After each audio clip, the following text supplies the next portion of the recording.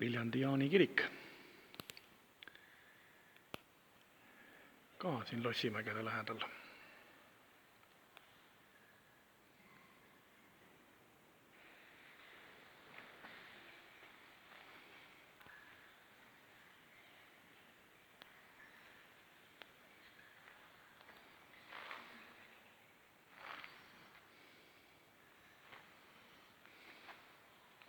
Erinevad maalid, ja suhteliselt lihtne kirik.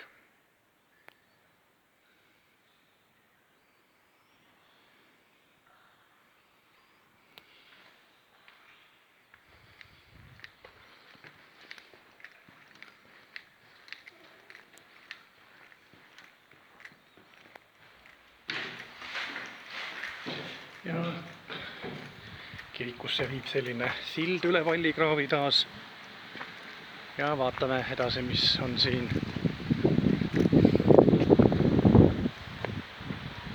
Viljandi Jaani kiriku tahvel.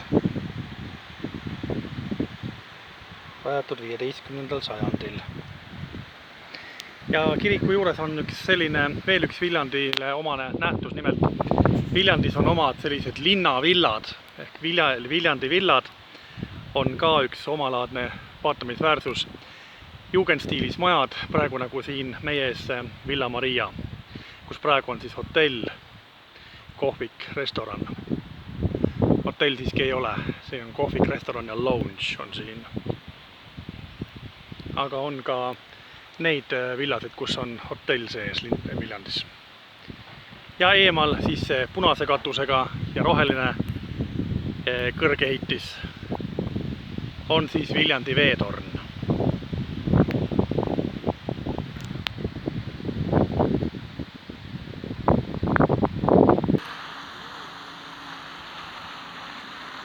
Ja järgmine koht, kus me siis oleme.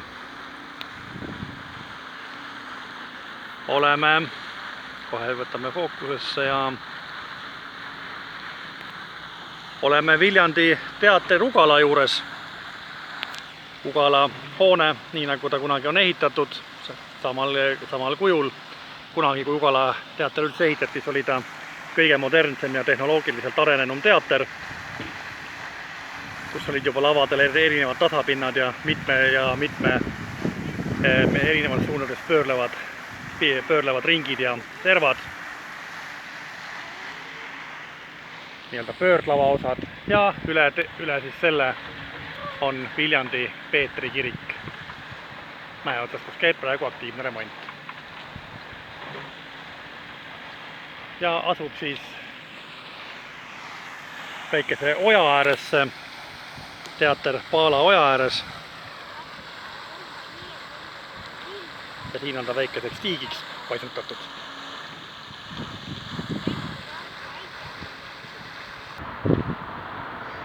Viljandi spordihoone, vana osa, stalinistlik hoone ja ukse kohal siis spordiklubi Jõud embleem, mis on praegugi maanoorte spordiühenduse embleemiks. Kõrval on siis uus osa Viljandi spordihoonest ja selle kõrval on ka Viljandi maadluskeskus. Või maadluskeskus, mitte maadluskool. Näib, et Viljandis on maadlus väga au sees.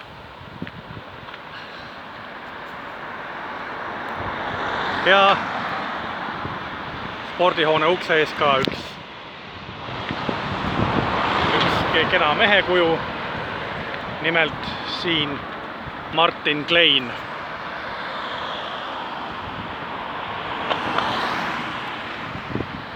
Näitame veel seda hoonet.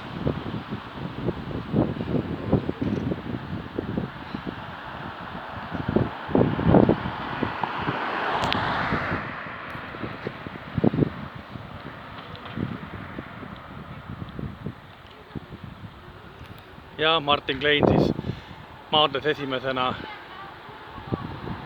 11 tundi ja 40 minutit maadlusmatši.